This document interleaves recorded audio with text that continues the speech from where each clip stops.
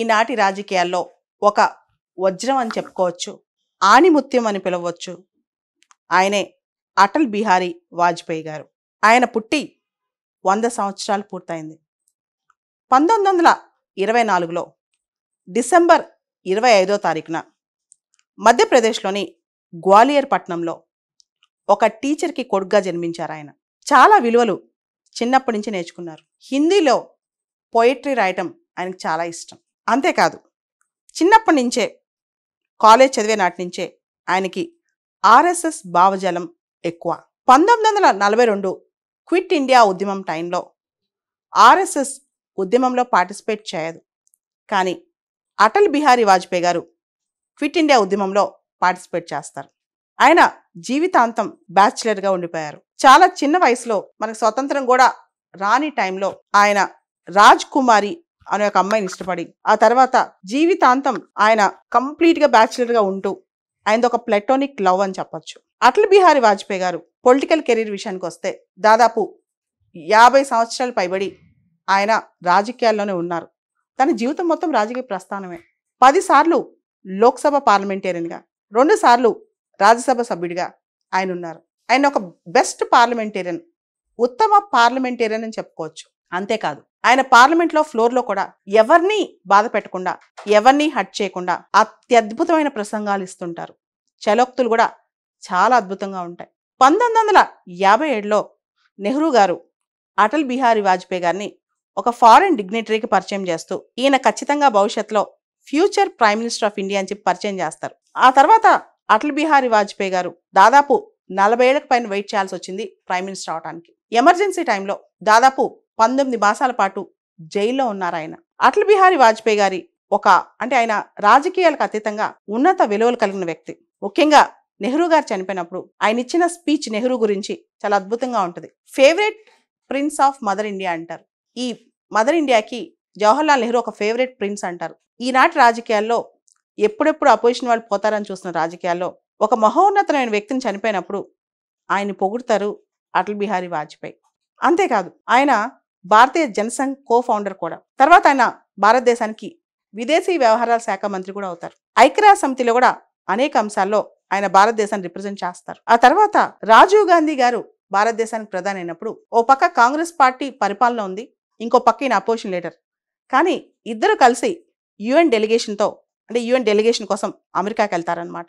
అటల్ బిహారీ వాజ్పేయి గారి రాజకీయం కనుక మనం చూస్తే దాన్ని స్టేట్స్మెన్షిప్ అనొచ్చు, కేవలం పాలిటిక్స్ అనలేమన్నమాట. భవిష్యత్ తరాలను ఉద్దేశించి ఆయన రాజకీయం చేశారు. 1991 తర్వాత మనం గ్లోబలైజేషన్లోకి వెళ్ళాం. అప్పట్లో మనకున్న ప్రధాని పివి నరసింహారావు గారు, ఆయన ఎల్పిజి తీసుకొచ్చారు. ఆ సందర్భంలో భారత రాజకీయాల్లో, అంతర్జాతీయ రాజకీయాల్లో చాలా మార్పులు వచ్చాయి. ఆ తర్వాత మనం గమనిస్తే అటల్ బిహారీ వాజ్పేయి గారు 3 సార్లు భారతదేశానికి ప్రధాని అయ్యారు. మొదటిసారి అయినప్పుడు 13 రోజులు, రెండోసారి అయినప్పుడు 13 నెలలు, మూడోసారి అయినప్పుడు మొత్తం 5 సంవత్సరాలు పూర్తిగా 5 సంవత్సరాలు ప్రధానిగా చేసిన మొట్టమొదటి నాన్ కాంగ్రెస్ ప్రైమ్ మినిస్టర్ ఆయన. అంతేకాదు, 13 రోజులు, దాదాపు 60-70 ఏళ్ళు వయసు వచ్చినప్పుడు 13 రోజుల్లో ప్రైమ్ మినిస్టర్, ఇంకా ఒక ఓటుతో ఆయన తన ప్రైమ్ మినిస్టర్షిప్ని లూజ్ అవ్వాల్సి వచ్చింది. ఆ టైంలో కూడా హార్స్ ట్రేడింగ్, అంటే ఓట్లు కొనుగోలు, సీట్ల కొనుగోలు, ఇలా ఏమీ చేయలేదు. విలువలకే కట్టుబడి ఉన్న రాజకీయం చేశారనమాట. ఆ తర్వాత 1998లో న్యూక్లియర్ టెస్ట్ పోఖ్రాన్ 2 ఆపరేషన్ శక్తికి వెళ్ళారనమాట. ఎలా వెళ్ళారు చెప్పరా? పివి నరసింహారావు గారు ఆయనతో ఒక మాట అంటారంట. పివి నరసింహారావు గారు ప్రైమ్ మినిస్టర్షిప్ అయ్యే టైంలో, నేను న్యూక్లియర్ టెస్ట్ చేద్దాం అనుకున్నాను, కానీ పొలిటికల్ క్లైమేట్, ఇంటర్నేషనల్ క్లైమేట్ నాకు సహకరించలేదు, నువ్వు దీన్ని కంటిన్యూ చేయాలని చెప్పారంట. అదే దిశగా ఏదైతే అంతకుముందు ప్రభుత్వాలు చేశాయో, రాజకీయాలకు అతీతంగా, రాజకీయాలతో ప్రమేయం లేకుండా చాలా వ్యవస్థలను కంటిన్యూ చేసుకుంటూ ఇంకా ఇంప్రూవ్ చేస్తూ వచ్చారు. అటల్ బిహారీ వాజ్పేయి గారి సమయస్ఫూర్తి ముఖ్యంగా అంతర్జాతీయ సంబంధాల్లో అద్భుతంగా ఉంటుంది. పాకిస్తాన్తో అనుకోకుండా మన అసలు ప్రొవోక్ చేయలేదు.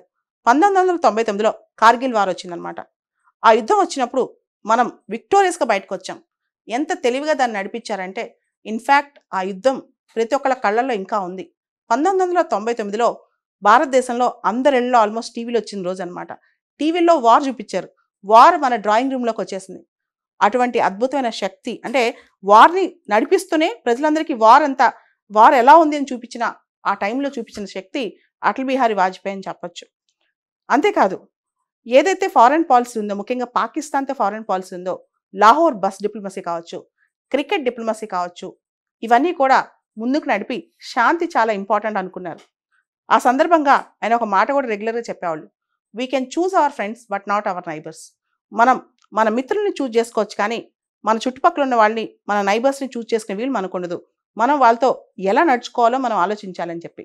అదే టైంలో ఇండియా, అమెరికా రిలేషన్‌షిప్‌లో కూడా కొత్త శకం మొదలైంది. ముఖ్యంగా వరల్డ్ ట్రేడ్ సెంటర్ అటాక్స్ తర్వాత, ఇండియన్ పార్లమెంట్ మీద అటాక్స్ తర్వాత, టెర్రరిజం మీద ఒక కొత్త ఒరవడి స్టార్ట్ అయింది. అన్ని దేశాలు కలిసొచ్చి పోరాటం చేయాలి. వార్ ఆన్ టెర్రరిజం అనే కాన్సెప్ట్ వచ్చింది. ఆ టైంలో కూడా అటల్ బిహారీ వాజ్పేయి గారు చాలా తెలివిగా, చాలా సంయమనంతో ముందుకెళ్లారనమాట. 1999 నుంచి 2004 వరకు 5 సంవత్సరాలు పూర్తిగా ఆయన భారత ప్రధానిగా ఉన్నారు. ఆ తర్వాత మనం గమనిస్తే ఆయన బెస్ట్ పార్లమెంటేరియన్ అని చెప్పొచ్చు. ఆ తర్వాత 2015లో ఆయనకి భారత్ రత్న వచ్చింది. 93 సంవత్సరాల వయసులో ఆయన మృతి చెందారు. అటల్ బిహారీ వాజ్పేయి గారు ఆయన ఒక మాట అంటూ ఉంటారనమాట. జై జవాన్, జై కిసాన్ మాత్రమే కాదు, జై విజ్ఞాన్ అని చెప్పి. ఇప్పుడు కొత్తగా మళ్ళా జై అనుసంధానాన్ని యాడ్ చేశాం. ఆయన చిత్రత కానీ, ఆయనకున్న భాషా పరిజ్ఞానం కానీ, ఆయనకున్న లాంగ్వేజ్ స్ట్రెంగ్త్ కానీ, దాంతోపాటు అందరినీ కలుపుకుని పోయే ఆయన ఒక నడవడిక వైఖరి కానీ, తర్వాత జీవితం చివరి వరకు పర్సనల్ లైఫ్‌లో, ప్రొఫెషనల్ లైఫ్‌లో విలువలు, క్యారెక్టర్ ఎంత ముఖ్యమో ప్రూవ్ చేసిన వ్యక్తి అనమాట. ఈనాటి రాజకీయ నాయకులకి, ఈనాటి రాజకీయాలకి ఆయన ఒక ఆదర్శం. ఈనాటి యువతకి ఆయన గురించి పూర్తిగా తెలియకపోవచ్చు. కానీ ఆయన జీవితమే ఒక రాజకీయ గ్రంథం. ఆయన జీవితమే ఒక రాజకీయ పుస్తకం. ఆయన జీవితమే భవిష్యత్ రాజకీయాలకి ఒక పరమావధి అని నేను నమ్ముతాను. అటువంటి అటల్ బిహారీ వాజ్పేయి గారి 100th బర్త్ యానివర్సరీ రోజు ఆయన దగ్గర నుంచి నేర్చుకోవాల్సిన విలువలు మనకు చాలా ఉన్నాయని కూడా నేను అనుకుంటాను.